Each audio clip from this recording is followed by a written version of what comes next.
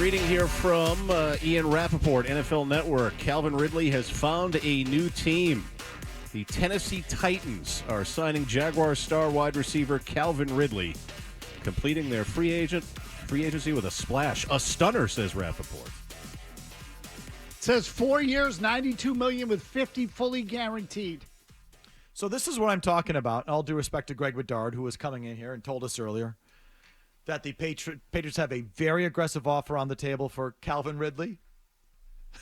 I'd actually like you to pull this, not to make Greg look bad, but just the very aggressive offer on the table for Calvin Ridley, but his reasons for returning to the Jaguars are personal, like family reason or something like this.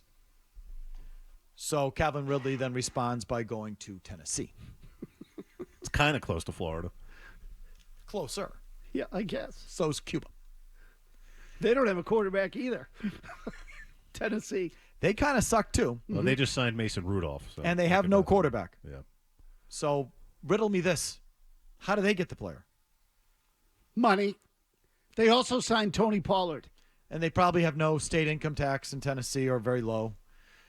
So there's a component there. But, I'd so much rather be the Tennessee Titans. I feel like there's just more to look at there. There's more to invest in, more to look forward to, and I don't think they're winning anything at a high level either. But you still owe your fans all you can do to improve and get better and win games. That's what you owe your fans. Tennessee has no state income tax. So that's going to help on the margins, but not as much as you think. On $50 million, I mean, not that he's getting that year one, but $50 million guaranteed. I think it comes down to like $2 or $3 million extra when you really bear down all the numbers. Because again, you don't get charged the Massachusetts. When you play out of town, you get charged that state's income tax. So again, right, you got to add it all up. So when Ridley plays in California or New York, New Jersey, Massachusetts, he's still going to get taxed at our rate. So you got to run all those numbers based on the schedule. But I heard Beetle do this the other day. On a $10 million outlay in 1 year, it's under $1 million is the difference. So, and again, give or take, depending on your schedule and blah, blah, blah. But either way, so that's going to be a benefit. But don't tell me, so this is what it's going to be forever now? You can just let players go to Tennessee because of a couple extra $1 million on $50 million? It's look, they're not. So if it makes you feel better, and I know it does, to look at your cap space, and we've already had calls. We'll look at their cap space next year and look at the money they have to spend next year. People, they're not going to spend it the way you want them to spend it. And it's not going to make a competitive difference. It's just not. On other teams it might. It's not going to here because they're not going to spend over the cap and they're not going to want to sign bad contracts. Those are going to be guiding principles of the crafts. Not of Belichick or Wolf or anyone underneath them. It's a guiding principle of the crafts. They teach you this at Harvard Business School. Buy low, sell high. Don't enter into risky, bad long-term contracts. Period. That's it. So they're not going to want to sign bad deals, and they're not going to spend over the cap over a long period of time.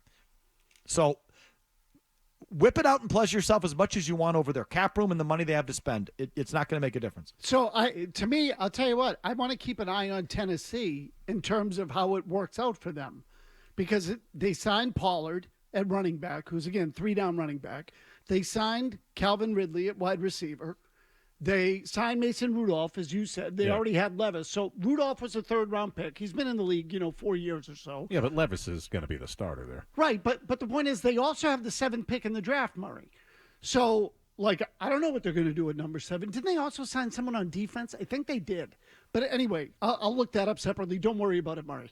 The point being is they're taking a completely different approach than you are, and they're also rebuilding. Don't you like it better? Yes. I totally like it better. And I feel like they're building in some competitiveness at quarterback. So whether it's, for all I know, they're going to take another guy. I don't know. Maybe could they be taking a quarterback at 7? Why not? Why not take J.J. McCarthy or Penix if he's there? They're not going to get one of the top 3 guys, but they could get, one of the next 2. So, I'd I don't like think to they're see. taking a quarterback. Levis showed a little something last year. Maybe not. I mean, I don't rule that out. At least they have options. But the point is they do. They have different options. They're not sitting there saying, well, we'll just take the top quarterback standing here when we're taking a quarterback, and who's ever left is who we're going to take. They don't have to do that. They have some options. They've given their fans something to look at in the meantime. They've tried to get better. They've fulfilled their obligation to try and get better and give their fans an actual product worth investing in. So the Ridley thing's a kick in the nuts. If he goes back to the Jaguars, you can explain it away. Yeah, right. Family reasons, personal reasons, as Greg said earlier, all of that. And then there's like nothing you can do. Oh, he went to Tennessee. Huh. So it wasn't the Mishpucha in Jacksonville. That's family, Murray. It wasn't the family in Jacksonville.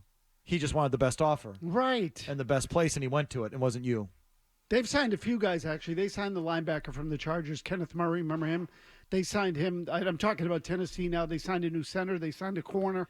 And I like the idea of their coaching staff 10 times better than yours. They got one of these McVay disciples. It's a Zach Taylor guy. Brian Callahan was the, I think it was the offensive coordinator with the Bengals. So he comes from Zach Taylor, Joe Burrow, that offense, that movement of NFL coaching and offensive system. And it's a cohesive thing. And he filled out his staff in that mold. And they're going to, if not draft a quarterback this year, whether it's Levis or they draft a quarterback, they have now they're in a power position where they don't need to draft a quarterback like you do. They can, or if it makes sense, they can do it. If not, they can pass and continue to build their team with a vision and a plan, with a sought-after coach from a sought-after system. And, oh, wow, they're actually spending money that they have to spend. So that to me, that was more of what I was expecting here. Really was. And we're not getting it.